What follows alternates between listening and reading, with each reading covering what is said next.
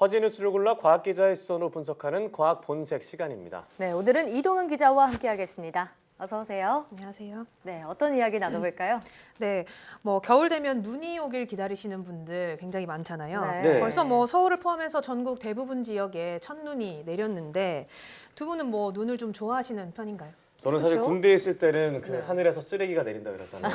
쉬는 시간도 없이 눈을 치워야 되거든요. 아. 정말 싫어했는데 네. 또 시간이 좀 지났다고 해서 지금은 좀 기다려지고 그러더라고요. 네, 저도 사실 눈에 쓰레기 정도까지는 생각하지 않고 있는데 아직은 좋아요. 아, 그래요? 이동은 기자는요? 저도 상당히 현실적인 편입니다. 네. 저는 좀 잘 넘어지는 편이라 아. 눈이 오면 이 길이 얼잖아요. 아, 저는 그 그렇죠. 걱정부터 해서 넘어지면 어떡하나 이 생각부터 하는 편인데 네. 보통 우리가 눈 오는 날 보면 좀 다른 날보다 따뜻하다 이렇게 느끼는 경우가 많아요. 맞아요. 네, 맞아요. 눈이 많이 오는 날은 오히려 좀 기온이 그렇게 춥지 않다라고 네. 느껴지는 것 네, 같아요. 덜 추운 왜 것 그런 같고요. 걸까요? 우선 다들 아시는 것처럼 이 원리를 좀 설명을 하자면 이 구름을 이루는 이 작은 물방울들이 온도가 낮아지면서 얼음으로 변하고요. 네. 여기에 수증기가 달라붙으면서 덩치가 점점 커지다가 한계치를 넘으면 이제 떨어지는 게 눈인데요. 네. 이때 이 물방울이 얼기 위해서는 온도가 낮아져야 합니다. 그러면 열을 밖으로 배출을 해야겠죠. 네. 그래서 이 수증기나 물이 눈으로 변하면서 그 자체는 차가워지게 되고요. 얼면서 소모되는 열 에너지 때문에 이 주변 온도가 올라가게 되는 겁니다.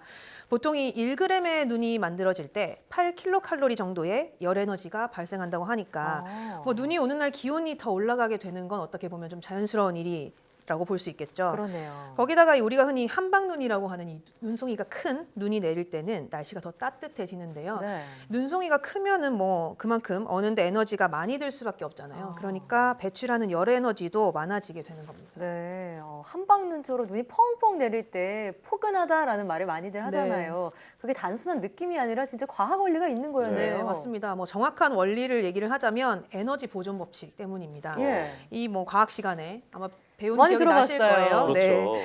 에너지가 새로 생기거나 사라지지 않고 전기라든가 빛이라든가 이런 식으로 형태를 바꿔가면서 총량은 일정하게 유지한다 이런 네. 법칙인데 우리가 겨울에 손이 시리면 이렇게 막 비벼서 열을 내잖아요. 이게 대표적인 에너지 보존 법칙의 응용이라고 볼 수가 있습니다.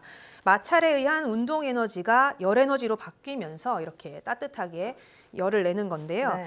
이 앞서 얘기한 것처럼 물이 눈으로 변할 때 에너지가 없어지지 않고 열 에너지로 배출이 되면서 주변 온도를 높이는 것도 이런 같은 원리라고 볼 수 있죠.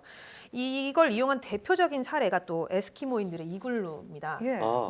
눈이 녹았다가 어는 과정에서 열이 방출되는 이 원리를 이용을 해서 이글루에 수시로 물을 뿌린 뒤에 이때 발생하는 열로 내부에 따뜻한 온도를 유지를 하는 거죠. 그럼 이 따뜻한 날에 눈이 온 게 아니라 눈이 와서 따뜻해졌다 이렇게 봐도 되는 건가요? 또 그렇게 보기에는 사실은 둘 다라고 봐야 할 것 같습니다. 네. 이 기후적인 조건을 좀 보면 사실 덜 추운 날 눈이 오는 것도 맞다고 봐야 되는데요. 눈은 비와 마찬가지로 저기압일 때 발생을 합니다. 우리나라의 경우는 겨울 같은 경우에 이 시베리아 고기압이 위치했을 때 더 춥게 되는데 이렇게 대륙성 고기압이 영향을 주게 되면 건조하고 날씨가 맑은 날이 되는 거죠. 예. 그렇지만 이 저기압이 위치하게 되면 상대적으로 기온이 높아지고 날이 흐리게 됩니다.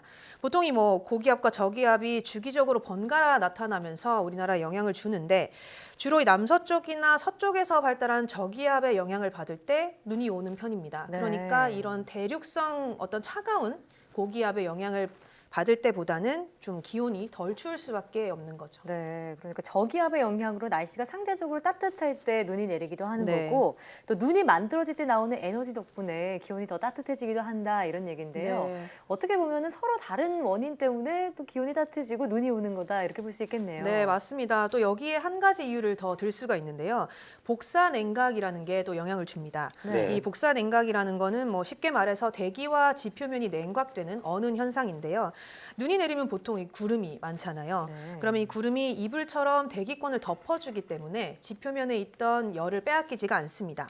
그 안에 이 열이 머물게 되는 건데요. 하지만 이 맑은 날에는 이런 방어막이 없어서 지표면이 내뿜는 열이 그대로 이 대기권 밖으로 다 사라져 버리면서 네. 기온은 더 떨어지게 되는 거죠. 네. 그러니까 자연스럽게 눈이 오는 이런 흐린 날 더 좀 따뜻하다 이렇게 느낄 수밖에 없는 거겠죠. 구름이 덮어주니까요. 그렇죠. 네. 네. 아직 올겨울에 눈이 많이 오진 않았잖아요. 네. 앞으로 계속 온다면 기온이 어떻게 좀 따뜻해지는 건지 좀 체험해 보면서 과학적 원리를 한 번 더 생각해 봐야겠습니다. 네.